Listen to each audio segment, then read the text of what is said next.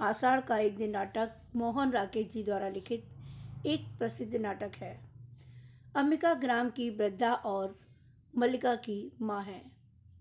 अंबिका के चरित्र में हमें निम्नलिखित गुण दिखाई देते हैं। अंबिका एक समझदार स्त्री व माँ के रूप में दिखाई देती है। वह अपनी पुत्री को गलत राह पर जाने से रोकती है, समझाती है कि केवल भावनाओं व कल्पनाओं के सहारे जीवन नहीं चलता।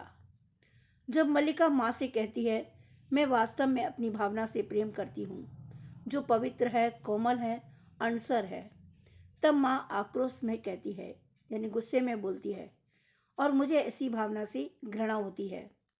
वह आगे कहती है, तुम जिसे भावना कहती हो वह केवल छलना और आत्म प्रवंचना है, यानी अपने आप को धोखा देना है। इस तरह अंबिका एक समझदार माँ है। कर्तव्यनिष्ठ माँ। अंबिका अपनी पुत्री मल्लिका के प्रति माँ का कर्तव्य निभाती है। वह मल्लिका को समय समय पर सावधान करती रहती है। गांव में पुत्री के अपवाद की यानी बदनामी की बात सुनकर वह दुखी होकर कहती है, मैं जानती हूँ तुम पर आज अपना अधिकार भी नहीं है, किंतु इतना बड़ा अपवाद मुझसे नहीं सहा जाता। अंबिका अग्निमित्र को मल्लिका के विवाह के लिए योग्य वर की तलाश में भेजती है। अंबिका कर्म के प्रति समर्पित स्त्री। नाटक के प्रथम अंक के प्रारंभ में ही हम अंबिका को कर्मरत पाते हैं, यानी काम करते हुए पाते हैं। वह मल्लिका से बातें करती हुई अपने कर्म पर विशेष ध्यान देती है। मल्लिका उसकी चुप्पी पर कहती है, माँ इस तरह चुप क्यों हो?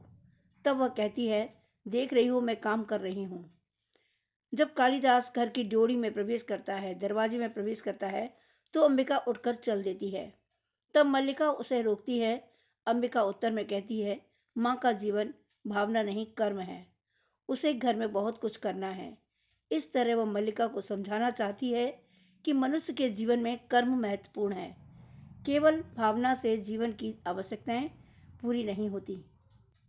अंबिका स्पष्टवादी है। उसे जो बात अथवा जो व्यक्ति पसंद नहीं वह स्पष्ट कह देती है, मन में दुराव छिपाव नहीं रखती। जब कालिदास घायल हरड़ शावक को बिस्तर पर लिटाने को कहता है तो वह स्पष्ट शब्दों में कह देती है, इस घर के तल्प यानी पलंग और आस्तरण यानी बिस्तर हरण शावकों के लिए नहीं है। कालिदास को राजकवि का सम्मान मिलने की बात पर मल्लिका कहती है, माँ तुम सोच सकती हो आज मैं कितनी प्रसन्न हूँ। तब वह साफ साफ कह देती है, मेरे पास कुछ भी सोचने की शक्ति नहीं है। वह कालिदास को पसंद नहीं करती और स्पष्ट शब्दों में कह देती है, मैं उससे घृणा करती हूँ। दूरदर्शी। अंबिका अपने लंबे अनुभव के आधार पर बार बार मल्लिका को समझाती है कि कालिदास आत्मसीमित और स्वार्थी है। वह केवल अपने विषय में ही सोचता है, उसे अपने सिवा किसी और से मोह नहीं है। वह आगे कहती है, यदि वास्तव में उसका तुमसे भावना का संबंध है तो वो क्यों तुमसे विवाह नहीं करना चाहता। वह मल्लिका के भविष्य को लेकर आशंकित रहती है। वह उसे कालिदास के संबंध में कहती है, मैं ऐसे व्यक्ति को अच्छी तरह समझती हूँ।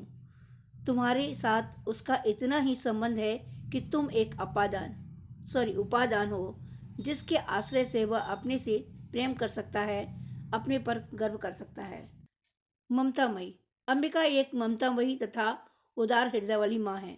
जब मल्लिका वर्षा में भीग कर आती है तो वह उसके लिए पहले से सूखे वस्त्र निकालकर तल्प पर रख देती है। तब मल्लिका कहती है, तुम्हें पता था मैं भीग कर आऊंगी और मैं जानती थी तुम चिंतित होगी। उज्जैनी चले जाने के बाद जब कालिदास पहली बार ग्राम प्रदेश में आता है तो वह मल्लिका के घर तक आकर लौट जाता है। मल्लिका हताश हो जाती है, अपने को संभाल पाने में असमर्थ व भीतर को जाने लगती है। अंबिका का भाव आवेश में हताशा और हताशा से करुणा में बदल जाता है। वह मल्लिका को उदास देखकर अपने पास बुलाती है और उसे अपनी बाहों में भर लेती है। मल्लिका का सारा शरीर रुलाई से कांपता रहता है। तब अंबिका की आंखें भर जाती हैं और वह उसे अपने सीने से सटाए उसकी पीठ से लाती है और उसे प्यार करने लगती है। अंबिका मल्लिका को समझाते हुए कहती है, अब भी रोती हो उसके लिए, उस व्यक्ति के लिए जिसने, और वह आगे कुछ नहीं कह पाती। वह मल्लिका को सहारा देकर वहीं बिठा लेती है। व्यवहारिक। अंबिका सपनों में नहीं जीती, वह भावनाओं में भी नहीं, बल्कि वास्तविकता में जीने पर विश्वास करती है। जब प्रियंगु मंजरी घर के परिसंस्कार की बात करती है और मल्लिका इनकार कर देती है, तब अंबिका प्रियंगु से कहना चाहती है कि वे लोग बहुत कठिनाई में जी रहे हैं, अतः उन्हें सहायता की आवश्यकता है। इस प्रकार हम कह सकते हैं कि अंबिका में एक आदर्श माँ के सभी गुण हैं। एक साधारण माँ की तरह वह भी अपने बच्चे के भविष्य के लिए चिंतित दिखाई देती है।